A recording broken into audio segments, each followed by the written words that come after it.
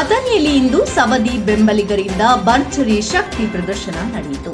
ಶಾಸಕ ಲಕ್ಷ್ಮಣ್ ಸವದಿ ಅವರ ವಿರುದ್ಧ ದಾಖಲಾಗಿರುವ ಎಫ್ಐಆರ್ ಅನ್ನು ಖಂಡಿಸಿ ಸಾವಿರಾರು ಸಂಖ್ಯೆಯಲ್ಲಿ ಬೆಂಬಲಿಗರು, ಕಾರ್ಯಕರ್ತರು, ಮುಖಂಡರು, ರೈತರು ಹಾಗೂ ಸಾರ್ವಜನಿಕರು ಪ್ರತಿಭಟನೆಯಲ್ಲಿ ಭಾಗವಹಿಸಿದ್ದರು. ಮೊನ್ನೆ ನಡೆದ ಯೂನಿಯನ್ ಅಧ್ಯಕ್ಷನ ಮೇಲೆ ಮಾರಣಾಂತಿಕ ಹಲ್ಲೆ ಪ್ರಕರಣಕ್ಕೆ ಸಂಬಂಧಿಸಿ ಶಾಸಕ ಲಕ್ಷ್ಮಣ್ ಸವದಿ ಅವರ ಹೆಸರನ್ನು ಎಫ್ಐಆರ್ನಲ್ಲಿ ಸೇರಿಸಿರುವುದನ್ನು ಸವದಿ ಬೆಂಬಲಿಗರು ತೀವ್ರವಾಗಿ ವಿರೋಧಿಸಿದ್ದಾರೆ. ಶಾಸಕ ಲಕ್ಷ್ಮಣ್ ಸವದಿ ಅವರ ನಿವಾಸದಿಂದ ಆರಂಭವಾದ ಪಾದಯಾತ್ರೆ ಅಥಣಿ ಹಳಿಯಾಳ ಸರ್ಕಲ್ವರೆಗೆ ಶಾಂತಿಯುತವಾಗಿ ಸಾಗಿತು. ಈ ವೇಳೆ ಸುಳ್ಳು ಪ್ರಕರಣಗಳನ್ನು ಕೈಬಿಡಿ, ಲಕ್ಷ್ಮಣ್ ಸವದಿ ಅವರಿಗೆ ನ್ಯಾಯ ಬೇಕು ಎಂಬ ಘೋಷಣೆಗಳು ಮೊಳಗಿದವು. ಪ್ರತಿಭಟನಾಕಾರರು ಮಾನ್ಯ ಡಿಎಸ್ಪಿ ಹಾಗೂ ದಂಡಾಧಿಕಾರಿಗಳಿಗೆ ಮನವಿ ಸಲ್ಲಿಸಿ ನ್ಯಾಯಸಮ್ಮತವಾದ ತನಿಖೆ ನಡೆಸಬೇಕೆಂದು ಆಗ್ರಹಿಸಿದ್ದಾರೆ. ಪೊಲೀಸರ ಸೂಕ್ತ ಭದ್ರತೆಯ ನಡುವೆ ಯಾವುದೇ ಅಹಿತಕರ ಘಟನೆ ನಡೆಯದೆ ಈ ಪ್ರತಿಭಟನೆ ಶಾಂತಿಯುತವಾಗಿ ಮುಕ್ತಾಯಗೊಂಡಿತು. ಒಟ್ಟಾರೆ ಅಥಣಿಯಲ್ಲಿ ನಡೆದ ಈ ಶಕ್ತಿ ಪ್ರದರ್ಶನ ರಾಜಕೀಯ ವಲಯದಲ್ಲಿ ಸಾಕಷ್ಟು ಚರ್ಚೆಗೆ ಕಾರಣವಾಗಿದೆ.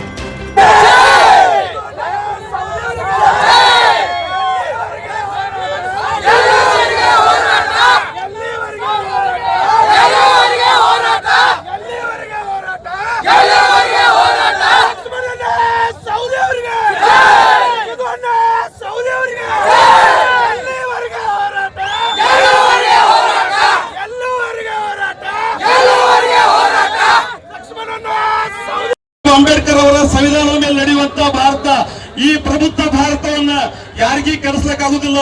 ಅದಕ್ಕೆ ನಾವು ಪ್ರಜಾಪ್ರಭುತ್ವದ ಹರಿಯೊಳಗ ಕೆಲಸಗಳನ್ನು ಮಾಡಬೇಕಾಗ್ತಿ. ಜನಪ್ರತಿನಿಧಿಗಳಿದ್ದವರು, ಎಲ್ಲ ಕಾರ್ಯಕರ್ತರಿದ್ದವರು. ಆ ನಿಟ್ಟಿನೊಳಗ ನಮ್ಮ ಕಾರ್ಯಕರ್ತರು, ಲಕ್ಷ್ಮಣ್ ಸವದಿ ಅವರ ಅಭಿಮಾನಿಗಳು ಇವತ್ತು ಅತ್ಯಂತ ಶಾಂತ ರೀತಿಯಿಂದ ಮತ್ತು ಶಿಸ್ತಬದ್ಧವಾಗಿ ಈ ಪ್ರಕರಣ ಕೊಟ್ಟೈತಿ, ಇದನ್ನು ರದ್ದುಪಡಿಸಲಿ ಸರ್ಕಾರಕ್ಕೆ ಒತ್ತಾಯಿಸುವ ಸಲುವಾಗಿ ಇವತ್ತೇನು ಕೂಡಿದೀವು. ಎಲ್ಲ ಕಾರ್ಯಕರ್ತರಿಗೆ ಧನ್ಯವಾದಗಳು ಹೇಳುತ್ತಾ, ಇವತ್ತು ಡಿವೈಎಸ್ಪಿ ಸಾಹೇಬರು ಬರ್ತಾ ಇದ್ದಾರೆ. ಅವರಿಗೆ ಮನವಿ ಓದಿದ ನಂತರ ತಾವು ದಯವಿಟ್ಟು ಆಮೇಲೆ ಸಾಹುಕಾರರು ಫೋನ್ ಮುಖಾಂತರ ಸಂದೇಶವನ್ನು ಕೊಡ್ತಾರೋ, ಸಾಹುಕಾರ ಸಂದೇಶನ ಲಕ್ಷ್ಮಣ್ ಸವದಿ ಅವರ ಸಂದೇಶ ಮುಗಿದ ನಂತರ ತಾವು ಶಾಂತ ರೀತಿಯಿಂದ ನಿರ್ಗಮಿಸಬೇಕಾಗ್ತದೆ. ಅದಕ್ಕೆ ನಮ್ಮ ಡಿವೈಎಸ್ಪಿ ಸಾಹೇಬರು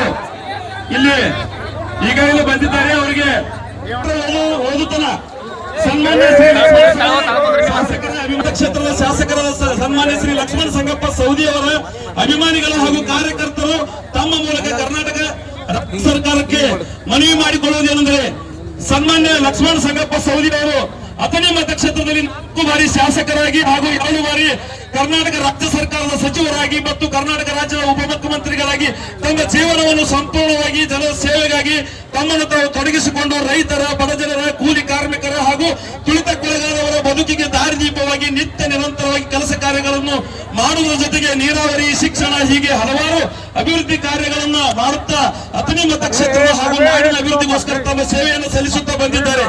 ಇದಲ್ಲದೆ ಸನ್ಮಾನ್ಯ ಲಕ್ಷ್ಮಣ್ ಸಂಗಪ್ಪ ಸವದಿ ಅವರು ಬೆಳಗಾವಿ ಜಿಲ್ಲಾ ಸಹಕಾರಿ ಬ್ಯಾಂಕಿನ ನಿರ್ದೇಶಕರಾಗಿ ಕಾರ್ಯನಿರ್ವಹಿಸುತ್ತಾ ಸಹಕಾರಿ ರಂಗದಲ್ಲಿ ತಮ್ಮದೇ ಆದ ವಿಶಿಷ್ಟ ರೂಪದ ಸೇವೆಯೊಂದಿಗೆ ರೈತರ ಬದುಕಿಗೆ ಸಹಾಯ ಸಲ್ಲಿಸುತ್ತಾ ಬಂದಿದ್ದು ಇರುತ್ತದೆ.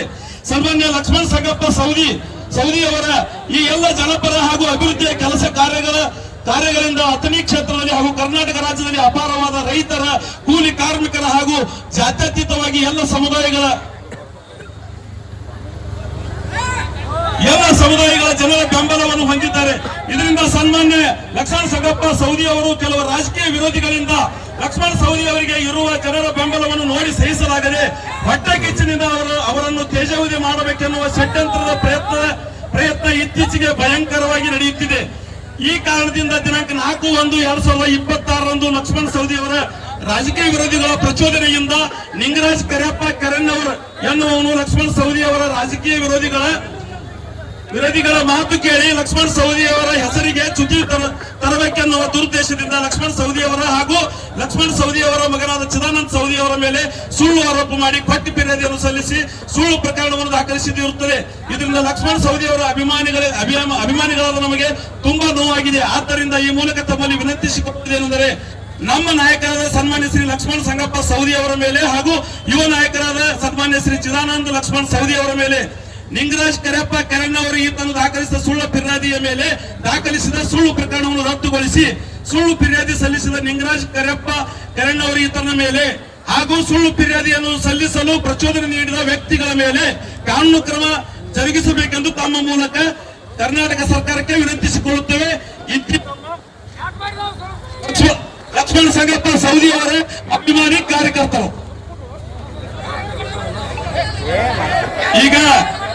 ಈಗ ಫೋನಿನ ಮುಖಾಂತರ ನಮ್ಮೆಲ್ಲರ ನೆಚ್ಚಿನ ನಾಯಕರ ಲಕ್ಷ್ಮಣ ಸವದಿ ಅವರು ಮಾತಾಡ್ತಾರೆ. ಒಂದು ನಿಮಿಷ ಎಲ್ಲರೂ ಶಾಂತ ರೀತಿಯಿಂದ ಕೇಳಬೇಕಂತ ತಮ್ಮಲ್ಲಿ ಕೇಳ್ಕೊಳ್ತಾರೆ.